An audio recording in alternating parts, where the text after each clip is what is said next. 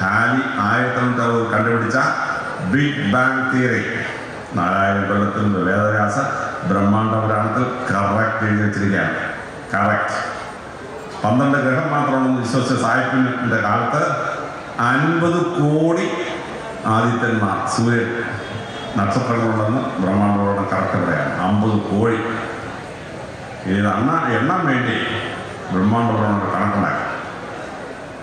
പാശ്ചാത്യ ദേശത്ത് അവൻ എണ്ണി മില്യൺ 10 ലക്ഷം, ബില്യൺ 1000 ലക്ഷം, ട്രില്യൺ, പിന്നെ ക്വാഡ്രില്യൺ, സെക്സ്റ്റില്യൺ, ഇങ്ങനെ ഒന്ന് കഴിഞ്ഞ് 12 പൂജ്യമുള്ള വരെ എണ്ണാൻ സാഹിത്യം പഠിച്ചു. നോണില്യൺ, സെക്സ്റ്റില്യൺ, നോണില്യൺ, ഒക്ടില്യൺ, ഇങ്ങനെ ഡെസിലിയൻ അവിടെ വരെ പഠിച്ചു. ഒന്ന് കഴിഞ്ഞാൽ 12 പൂജ്യം. ഇന്ത്യക്കാർ എണ്ണാൻ പഠിച്ച ശേഷം മഹാശംഖ് തൊട്ടൻ വെള്ളം വരെ കണ്ടുപിടിച്ചു. വെള്ളം വരെ ഒന്ന് കഴിഞ്ഞ് 50 പൂജ്യം ഇടുന്ന 50 സീറോസ് ഇടുന്നവരെ ഹിന്ദുക്കൾ എണ്ണി. ലോകത്തിൽ ഒരു ജനത്തെയും പറ്റിട്ടില്ല, ഈടാൻ പറ്റില്ല, ബാലഗോപാലൻ ഒരു സംസ്കാരത്തിനും പറ്റില്ല. അവനൊക്കെ ഒന്ന് കഴിഞ്ഞ് 12 പൂജ്യം വരെ എണ്ണിയുള്ളൂ. പക്ഷേ ഇന്ത്യക്കാർ ഒന്ന് കഴിഞ്ഞ് 50 പൂജ്യം ഇടുന്ന അക്കം കണ്ടുപിടിച്ചു. വെള്ളം എന്തിനാ കണ്ടുപിടിച്ചെന്നറിയാമോ? ബ്രഹ്മാണ്ഡ പുരാണത്തിലെ നക്ഷത്രങ്ങളെ എണ്ണാൻ വേണ്ടി. അങ്ങനെ 1⁻⁴ അത്രയും നക്ഷത്രങ്ങളൊന്നും കണ്ടുപിടിച്ചു. ലോകത്തിൽ ആർക്കും കണ്ടുപിടിക്കാൻ പറ്റാത്ത പ്രപഞ്ചത്തിൻ്റെ ബിഗ് ബാങ് തിയറി ബ്രഹ്മാണ്ഡ പുരാണത്തിൽ എഴുതി. ലോകത്തിൽ ആദ്യമായി 12 നക്ഷത്രങ്ങൾക്ക് അപ്പുറത്ത് 50 കോടി നക്ഷത്രങ്ങളെ ബ്രഹ്മാണ്ഡ പുരാണം കണ്ടെത്തി. ആ ബ്രഹ്മാണ്ഡ പുരാണം പ്രപഞ്ചം എങ്ങനെ ഉണ്ടായിരുന്ന തിയറി ലോകത്തിൽ ആർക്കും പറയാൻ പറ്റാത്ത കാലത്ത് കറക്റ്റ് പറഞ്ഞത് ബ്രഹ്മാണ്ഡ പുരാണമാണ്. 18 പുരാണങ്ങൾ ബ്രഹ്മാണ്ഡ പുരാണം. ആ നക്ഷത്രങ്ങൾ യാത്ര ചെയ്യുന്നു, എൻ്റെ ഗ്രഹങ്ങളെങ്ങനെ യാത്ര ചെയ്യുന്നു കൃത്യമായി ബ്രഹ്മാണ്ഡ പുരാണത്തിൽ പറയുന്നുണ്ട്. ആ ബ്രഹ്മാണ്ഡ പുരാണത്തിൽ ആദ്യമായി വിരാട പുരുഷൻ ജനിക്കുകയാണ്. വിരാട പുരുഷൻ അനാഥ ബാലനായിരുന്നു. അങ്ങനെ അനാഥ ബാലൻ ആഹാരത്തിന് ദാഹത്തിന് ബ്രഹ്മാണ്ഡ പുരാണം വായിച്ചങ്ങളെ കേൾപ്പിച്ചപ്പോൾ നിങ്ങൾ കേട്ടുണ്ടാവും, ഞാൻ വീണ്ടും പറയേണ്ട ആവശ്യമില്ല. അങ്ങനെ വിരാട് പുരുഷന് തുടങ്ങി ഭൂമിയും നക്ഷത്രജനങ്ങളൊക്കെ ഉണ്ടായി, ആദിത്യന്മാരുണ്ടായി, അവസാന പ്രപഞ്ചം ഉണ്ടായി. അതിനകത്ത് മനുവിൻ്റെ മത്സ്യാവതാരം കഴിഞ്ഞ് മനു ഉണ്ടാവുന്നു. ആ മനുവിൽ നിന്ന് മനുഷ്യൻ്റെ വംശപരമ്പര ഉണ്ടാവും. ദേവന്മാരും അസുരന്മാരും ദാനവന്മാരും ഉള്ള മനുഷ്യൻ്റെ 12 തരം മനുഷ്യർ ഉണ്ടാവുന്നു മനുവിൻ്റെ സന്ധി പരമ്പരകളായിട്ട്. അപ്പോൾ ലോകത്തിൽ മറ്റൊരു രാജ്യത്തിനോ മറ്റൊരു സംസ്കാരത്തിനോ കണ്ടെത്താൻ പറ്റാത്ത പ്രപഞ്ചത്തിൻ്റെ ഉത്ഭവമായ ബിഗ് ബാങ് തിയറി, സൂര്യനും ഭൂമിയും ചന്ദ്രനും ഗോളങ്ങളാണെന്ന് കണ്ടുപിടുത്തവും, പരമല്ല ഗോളമാണെന്നുള്ള കണ്ടുപിടുത്തവും, അത് അണ്ടത്തിൻ്റെ ഷേപ്പിലാണ്, ഓവൽ ഷേപ്പിലാണ് എന്ന് കണ്ടെത്തുകയും 50 കോടി നക്ഷത്രങ്ങളെയും 64,000 ഡിഫറെൻ്റ് പ്രപഞ്ചങ്ങളെയും കൃത്യമായിട്ട് കണ്ടെത്തി. ഭൂമിക്ക് മുകളിൽ 7 സ്വർഗങ്ങളെയും ഭൂമിക്ക് താഴെയുള്ള പാതാള ലോകങ്ങളെയും 7 കൃത്യമായിട്ട് കണ്ടെത്തി. അതെല്ലാം വിതലം സുതം ഉൾപ്പെടെ 7 ബോഡീസ് അപ്പ, 7 ബോഡി ഡൗൺവേർഡ്, പിന്നെ ഭൂമി, അങ്ങനെ 16 എണ്ണമുള്ള ഒരു സ്ട്രക്ചർ കണ്ടെത്തി. ഇത് ലോകത്തിൽ ആർക്കും കണ്ടെത്താൻ പറ്റാത്ത അത്ഭുതമായിരുന്നു. ശാസ്ത്രം 200-200 വർഷത്തിന് മുമ്പ് കണ്ടെത്തിയ സാധനം 4000 കൊല്ലത്തിന് ബ്രഹ്മാണ്ഡ പുരാണം കൃത്യമായി പറഞ്ഞിരിക്കുകയാണ്. ആ ബ്രഹ്മാണ്ഡ പുരാണത്തിൽ വളരെ ശ്രദ്ധേയമായി മനസ്സിലാക്കേണ്ട ചില കാര്യങ്ങൾ. അതിൽ കാശിയിലെ ക്ഷേത്രങ്ങൾ, പ്രധാനപ്പെട്ട ക്ഷേത്രം എങ്ങനെയാണ്, ഇന്ത്യയിലെ പ്രധാനപ്പെട്ട ക്ഷേത്രങ്ങളുടെ പ്രത്യേകത എന്താണ് തുടങ്ങിയ ഒരു ക്ഷേത്ര വർണ്ണന ബ്രഹ്മാണ്ഡ പുരാണത്തിൻ്റെ ഭാഗമാണ്. അവിടെയാണ് ഈ ക്ഷേത്ര സങ്കല്പം കൃത്യമായിട്ട് മനസ്സിലാകുന്നത്. കാവും കോലും അമ്പലവും കഴിഞ്ഞ് ക്ഷേത്രം എങ്ങനെ ഇരിക്കണം എന്നുള്ള സങ്കല്പം. അതിനെ ഏറ്റവും അത്ഭുതപ്പെടുത്തിയത് കാശിയിലെ പ്രസിദ്ധമായ ക്ഷേത്രം, ത്രിവേണി സംഗമത്തിലെ പ്രസിദ്ധമായ ക്ഷേത്രം, വിശ്വാസക്ഷേത്രത്തിന് മുന്നോടിയായിട്ടുള്ള ക്ഷേത്രം ഉൾപ്പെട്ട 12 ക്ഷേത്രങ്ങളുടെ ചരിത്രം പറയുന്നത്. ആ ബ്രഹ്മാണ്ഡ പുരാണം വായിക്കുമ്പോഴാണ് ഒരു ക്ഷേത്രം എങ്ങനെ പണിയണമെന്ന് നിങ്ങൾക്ക് എനിക്ക് മനസ്സിലാകുന്നത്. ഒരു ഗംഭീരമായ പഠനമാണ്. ഈ ബ്രഹ്മാണ്ഡ പുരാണത്തിൽ എന്നെ ഏറ്റവും അമ്പരപ്പിച്ച മറ്റൊരു ഭാഗം സഹസ്രനാമമാണ്. ഞങ്ങളെ പോലെ ക്രിസ്ത്യാനികൾക്കും മുസ്ലിങ്ങൾക്കും ഒരു ദൈവമാണ്. യഹൂദന്മാർക്ക് യാവേ എന്നൊരു ദൈവം, ക്രിസ്ത്യാനിക്ക് ക്രിസ്തു എന്നൊരു ദൈവം, മുസ്ലിങ്ങൾക്ക് അള്ളാഹു എന്നൊരു ദൈവം. പക്ഷേ ഹിന്ദുക്കൾക്ക് ഇങ്ങനെയല്ല. ഹിന്ദുക്കൾക്ക് പരമശിവനെ എടുത്താൽ പരമശിവന് 1000 പേരാണ്. ശിവ സഹസ്ര നാമസ്തോത്രം. പിന്നീട് പരമശിവൻ കൊല്ലപ്പെട്ട അമ്മായിപ്പൻ ദക്ഷന്റെ വായിനാണ് ശിവസഹസ്രനാമ സ്തോത്രം വരുന്നത്. ത്രീസാംഗ്യം പരിമിതവിധം പ്രഭിന്ന പ്രസ്ഥാനങ്ങൾ തുടങ്ങാറുണ്ടല്ലോ. ഒറ്റ പോക്കാണ് 1000 പേരാണ്. ഇനി ഒരു വിഷ്ണു ഭഗവാൻ ക്ഷേത്രത്തിൽ പോയി അവിടെ ചെന്നാലോ ഭഗവാൻ പേര് വെച്ചാലോ വിഷ്ണു സഹസ്രനാമ സ്തോത്രം. ഭീഷ്മ വായിനാണ് വരുന്നത്. ഭീഷ്മ ഉത്തരായണ കാലത്തെ മരിക്കാൻ പറ്റുള്ളൂ. അതുകൊണ്ട് ദക്ഷിണായന കാലത്ത് യുദ്ധം നടത്തി. കാര്യം സേനാനായകൻ വീഴാൻ പറ്റിയില്ലെങ്കിൽ യുദ്ധം നോക്കാൻ പറ്റിയല്ലോ. പക്ഷെ ഭഗവാൻ അതിബുദ്ധിമാനായതുകൊണ്ട് ഭീഷ്മരെ താഴെ വീഴ്ചിട്ട് സരസ്വതി വീഴ്ചിട്ട് യുദ്ധം ജയിച്ചു. അപ്പോൾ ഭീഷ്മർ മരിക്കാൻ വേണ്ടി ഉത്തരായണ കാലം കാത്ത് കിടക്കാൻ. എപ്പോഴാണ് ഉത്തരായണ കാലം തുടങ്ങുന്നത്? തെക്കോട്ട് പോയ സൂര്യൻ തെക്കേ അറ്റത്ത് പോയി വടക്കോട്ട് വെച്ച് പിടിക്കും. അതാണ് മകർ സംക്രാന്തി. ശബരിമലയിലെ മകർ സംക്രാന്തി അന്നാണ് ഉത്തരായണ കാലം തുടങ്ങുന്നത്. അത് ഇന്ത്യയിലെ 22ഓളം ഉത്സവങ്ങളുടെ ഭാഗമാണ്. നമ്മൾ മകർ സംക്രാന്തി വിളിക്കും, ഉത്തരേന്ത്യയിൽ പല പല പേരിലാണ് വിളിക്കുന്നത്. ആ മകർ സംക്രാന്തി രാവിലെ ഉത്തരായണം തുടങ്ങും. ഭീഷ്മർ എഴുതുന്ന ഭഗവാൻ അറിയാം. ഭഗവാൻ നേരെ നടന്ന് സരസ്വതിച്ചത് ഭഗവാനെ കണ്ടുടങ്ങി ഭീഷ്മർ തുടങ്ങി. എൻ്റെ കൃഷ്ണ, നീ വിഷ്ണു ഭഗവാനാണ്, നീ പണ്ട് അറിയാവുന്ന കൃഷ്ണ എന്ന് പറഞ്ഞ് വിഷ്ണു ഭഗവാന്റെ 1000 പേർ ഒറ്റ വരവാണ്. അതാണ് വിഷ്ണു സഹസ്രനാമ സ്തോത്രം. ഇനി ഒരു ദേവീശാസ്ത്രത്തിന് ഭഗവതിയെ എന്താ പേരെന്ന് ചോദിച്ചാൽ ലളിത സഹസ്രനാമ സ്തോത്രം. ഭഗവതിയുടെ 1000 പേരാണ് വരുന്നത്. ഈ ഭഗവതിയുടെ 1000 പേരുടെ ലളിത സഹസ്രനാമം ബ്രഹ്മാണ്ഡ പുരാണത്തിന്റെ ഭാഗമാണ്. ബ്രഹ്മാണ്ഡ പുരാണത്തിലാണ് ഭഗവതിയുടെ 1000 പേര് വരുന്നത്. സുബ്രഹ്മണ്യ സ്വാമിക്ക് സുബ്രഹ്മണ്യ സഹസ്രനാമം, ഗണപതി ഭഗവാന് ഗണപതി സഹസ്രനാമം, ഹനുമാന് ഹനുമാൻ സഹസ്രനാമം, അയ്യപ്പന് അയ്യപ്പ സഹസ്രനാമം. ഹിന്ദുക്കൾക്ക് 10 ദൈവസങ്കല്പങ്ങൾക്ക് സഹസ്രനാമമാണ്. ലോകത്തിൽ ഒരൊറ്റ മതത്തിൽ ഈശ്വരന് ഒന്നിക്കൂടുതൽ ശബ്ദമില്ല. ഹിന്ദുക്കൾക്ക് ഒരേ ഈശ്വര സങ്കല്പത്തിന് 1000 പേരൊരു സഹസ്രനാമമാണ്. സഹസ്രനാമം 1000 രൂപത്തിലൊരു ഭഗവാനെ കാണാൻ നമുക്ക് പറ്റും. ബാക്കിയുള്ള മതങ്ങളിലൊക്കെ ഈശ്വരൻ പുരുഷനാണ്. ഞങ്ങളുടെ ഈശ്വരൻ പുരുഷനാണ്. ഹിന്ദുമതം എന്ത് ചെയ്തു? പുരുഷ ദൈവമുണ്ട്, സ്ത്രീ ദൈവമുണ്ട്, കുഞ്ഞു ദൈവമുണ്ട്. കുഞ്ഞു ദൈവം ഉണ്ണികൃഷ്ണൻ, ശരത് കുമാരൻ കൊച്ചു കുട്ടിയാണ് ജനിക്കുകയാണ്. ബ്രഹ്മാണ്ഡ പുരാണത്തിൽ വിരാട് പുരുഷൻ കൊച്ചുകുട്ടിയാണ്. അപ്പോൾ ഈശ്വരനെ പുരുഷനായി കാണാം. പുരുഷലിംഗം മാത്രം വിശ്വസിക്കുന്ന മറ്റു മതങ്ങളിൽ വ്യത്യസ്തമായി സ്ത്രീലിംഗം വന്നു. കുട്ടികൾ ദൈവസങ്കല്പങ്ങളായി മാറി. ഇതൊരു യൂണിവേഴ്സൽ റെവല്യൂഷനാണ് ഹിന്ദുമതം ഉണ്ടാക്കിയത്. എൻ്റെ ഈ 10 സഹസ്രനാമമുണ്ട്.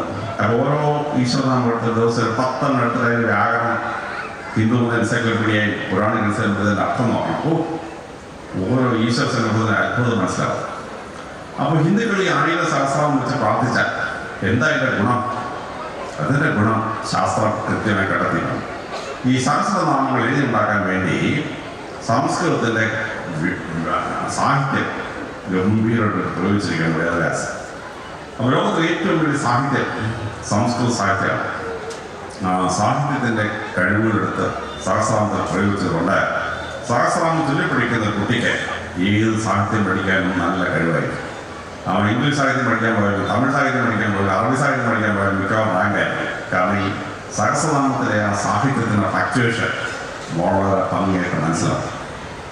രണ്ടാമതായി സഹസ്രനാമം ചൊല്ലിപ്പഠിക്കുന്ന കുട്ടിക്ക് ഗ്രാമം വളരെ ഭംഗിയായിട്ട് മനസ്സിലാവും. ഗ്രാമം കാരണം ലോകത്തിലെ ഭാഷകളിൽ ഏറ്റവും ബെസ്റ്റ് ഗ്രാമം സംസ്കൃതത്തിൻ്റെതാണ്. 2500 വർഷത്തിന് മുമ്പ് ദക്ഷിണ യൂണിവേഴ്സിറ്റിയിലെ ഒരു പ്രൊഫസർ പാണിനി അദ്ദേഹം അഷ്ടാധ്യായി എന്നൊരു ഗ്രന്ഥം എഴുതി. 8 അധ്യായങ്ങളായിട്ട് സംസ്കൃത ഗ്രാമം എഴുതുകയാണ്. അപ്പോൾ പതഞ്ജലി യോഗസൂത്രത്തിൽ പതഞ്ജലി ഒരു നാഗരാണ്. പാണിനി ഒരു നാഗരാണ്, കാളിദാസൻ ഒരു നാഗരാണ്. കേരളത്തിലെ നായന്മാരുടെ കസനാണ് ഈ പതഞ്ജലി. ചാണക്യൻ നമ്മുടെ ഈ പതഞ്ജലി, ഈ അഷ്ടാധ്യായി പാണിനി, കാളിദാസൻ നാഗർ സമുദായക്കാരാണ്. കേരളത്തിലെ നായന്മാരുടെ ഡിസ്റ്റന്റ് കസിൻസാണ്. അപ്പോൾ ഈ പാണിനി അഷ്ടാധ്യായി സംസ്കൃത രാമം. അപ്പോൾ 100 വർഷത്തിന് മുമ്പ് യൂറോപ്പിൽ ചോംസ്കിയും ബ്ലൂംഫീൽഡ് 2 മഹാന്മാരുണ്ടായി. അവർ ഗ്രാമറിൻ്റെ തലത്തട്ടന്മാരാണെന്ന് പറയാൻ മറ്റുള്ളവരോട് പറയിക്കാൻ പറയും. അപ്പോഴാണ് ലണ്ടനിൽ വെച്ച് വേൾഡ് ലിംഗ്വിസ്റ്റിക് കോൺഫറൻസ്. അതിന് പ്രസംഗിക്കാൻ പോയ സംസ്കൃത പണ്ഡിതൻ 1861 പാണിയുടെ അഷ്ടാധ്യായി ഇംഗ്ലീഷിൽ തർജ്ജമ ചെയ്തു. അതിൻ്റെ ഒരു 3 കോപ്പി മാത്രം കൂടി അവിടെ കൊണ്ടിരുന്ന് ചോംസ്കിക്ക് ഒരു കോപ്പി കൊടുത്തു, ബ്ലൂംഫീൽഡിന് ഒരു കോപ്പി കൊടുത്തു. ഇവന്മാരൊന്ന് വായിച്ചു. 2 ദിവസം കഴിഞ്ഞ് ചോംസ്കി വേൾഡ് ലിംഗ്വിസ്റ്റിക് കോൺഫറൻസ് ഉദ്ഘാടനം ചെയ്യുമ്പോഴാണ് ചോംസ്കിയുടെ പ്രസംഗം തുടങ്ങിയതെന്നറിയാമോ? Panini's Ashtadhyayi is the monument of human intelligence in surface earth. ഭൂമിയിൽ മനുഷ്യൻ എത്ര ബുദ്ധിമുട്ടുണ്ടെന്ന് അറിയണോ? ഈ പാണിനി അഷ്ടാധ്യായി വായിച്ചാൽ മതി. ഗ്രാമ തലത്തപ്പെടുന്ന ബ്ലൂംഫീൽഡുള്ളതാണ്.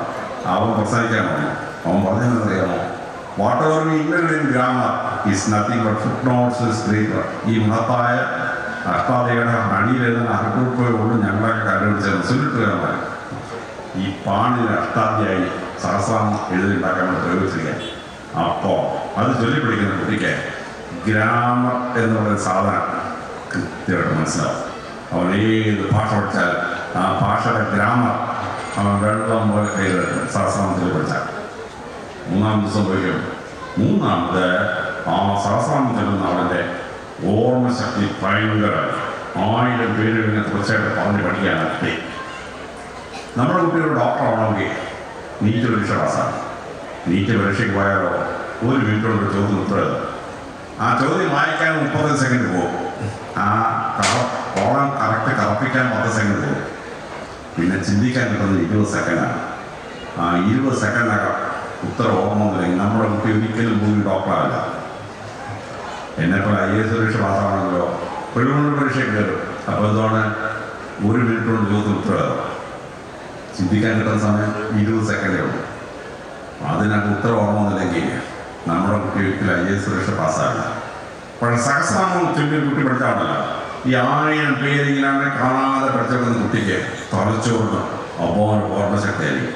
ആ കുട്ടി ഏത് നീറ്റ് പരീക്ഷയല്ല, ഏത് IAS പരീക്ഷയല്ല, അവൻ പാസ്സായി. അവൻ അത് പാസ്സായിരിക്കും. അതാണ് സഹസ്രാമത്തിൽ പഠിച്ചാൽ ഗുണം. 4ാമത് സംഭവിക്കും. ആ സഹസ്രാമം ചൊല്ലുമ്പോൾ ഓരോ വാക്കും കറക്റ്റ് ഉച്ചരിക്കണം. സാങ്ക്യം പരിമിതമിതം പ്രഭിന്ന പ്രസ്ഥാനങ്ങൾ തുടങ്ങിയ വാക്ക് കൃത്യമായിട്ട് പറയണം. അപ്പോൾ ഈ കുട്ടിയുടെ ശബ്ദ പേടമുണ്ടല്ലോ, ആ പേടത്തിൽ നല്ല ഗാംഭീര്യമുണ്ട്. കുട്ടി മൈക്കിലൂടെ പ്രസംഗിച്ചാൽ ഗംഭീര പ്രസംഗം. കുട്ടി ഏത് ഭാഷയിൽ ഏത് വാക്ക് പറഞ്ഞാലും കേൾക്കുന്നത് മനസ്സിലായി എന്ത് വാക്കാണ് ഈ കുട്ടി പറഞ്ഞത്.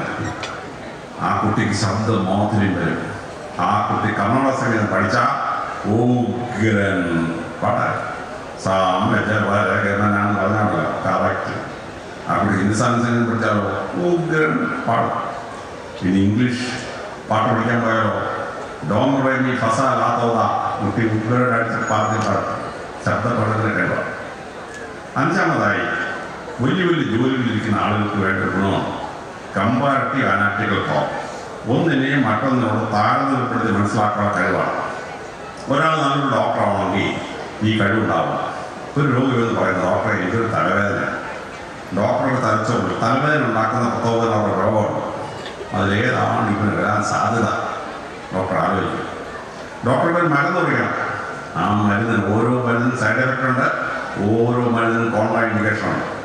ഇത് മനസ്സിലാക്കാതെ മരുന്ന് കുടിക്കാണ്ടല്ലോ രോഗി ചത്തുപോകും. അപ്പോൾ എന്നെ ഇവിടെ IAS പാസ്സായി ഒരു ജില്ലയെ കളക്ടർ ഹോസ്പിറ്റലിൽ വരികയാണ്. അപ്പോൾ ഇത് പറ്റും ഒരു ജില്ലയിൽ 200 ഗ്രാമമുണ്ട്.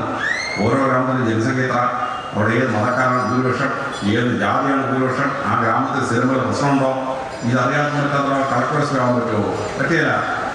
അപ്പോൾ ഈ കമ്പാരിറ്റീവ് അനാലിറ്റിക്കൽ ഒന്നിനെയും ഒന്നും താരതമ്യപ്പെടുത്തി മനസ്സിലാക്കാൻ കഴിവ് സഹസ്രാമം ചൊല്ലുന്ന കുട്ടികളുണ്ടാവും.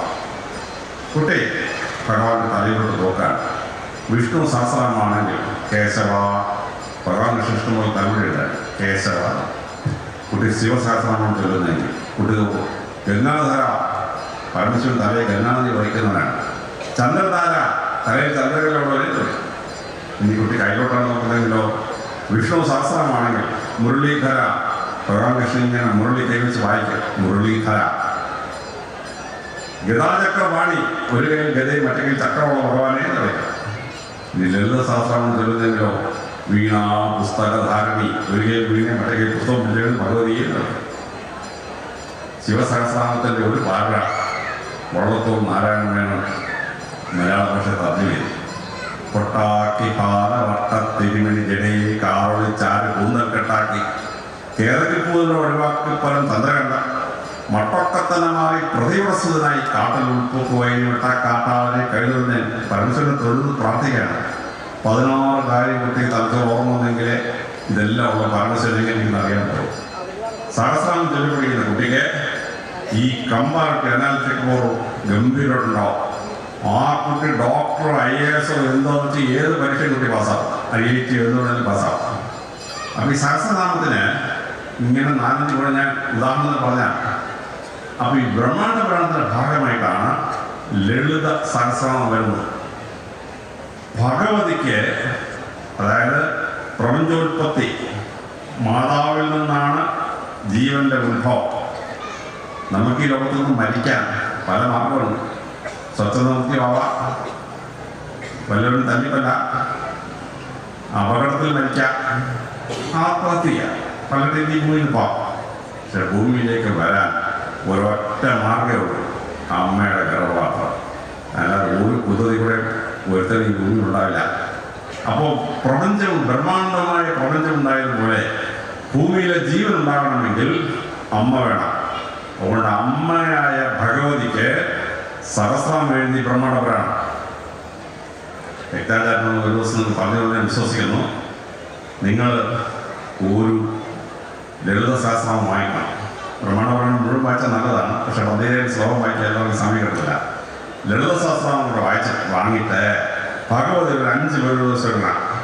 എന്നിട്ട് വിഷ്ണു നോക്കണം, അല്ലെങ്കിൽ പുരാണത്തിൽ നോക്കണം, അല്ലെങ്കിൽ ഹിന്ദു എൻസൈക്ലോപ്പീഡിയ നോക്കണം. ഈ വാക്ക് ഭഗവതി വിളിച്ച് എന്തിനാണ് അർത്ഥമാണ് പഠിക്കണം. അപ്പോഴാണ് ഭഗവതി ആരാണെന്ന് മനസ്സിലാവുന്നത്. ബ്രഹ്മാണ്ഡ പുരാണത്തിലെ എന്നെ അത്ഭുതപ്പെടുത്തിയ ഭാഗമാണ് ലളിത സഹസ്രനാമം. വിശദീകരിക്കുന്ന ദിവസം കൃത്യമായിട്ട് കേട്ടത് പഠിച്ചോണം. ഇങ്ങനെ ലളിത സഹസ്രനാമം അർത്ഥം മനസ്സിലാവും. ബ്രഹ്മാണ്ഡ പുരാണത്തിൽ എന്നെ അത്ഭുതപ്പെടുത്തിയ മറ്റൊരു ഭാഗം പരശുരാമ ചരിതമാണ്. വിഷ്ണു ഭഗവാന് ദശാവതാരങ്ങൾ മത്സ്യം കുർമ്മം വരാഹം നരസിംഹം വാമനൻ രാമോ രാമച്ചരാമ കൃഷ്ണ കൽക്കി. അതിലാണ് പരശുരാമൻ വരുന്നത്. പരശുരാമൻ 100 ഗ്രാമർ സ്റ്റേജാണ്. അപ്പോൾ ഭാഗവതത്തിലെ ദശാവതാരം ഡാർവിൻ 1954 പറയുന്ന പരിണാമ സിദ്ധാന്തമാണ് ഈ ഭാഗവതത്തിൽ പറയുന്നത്.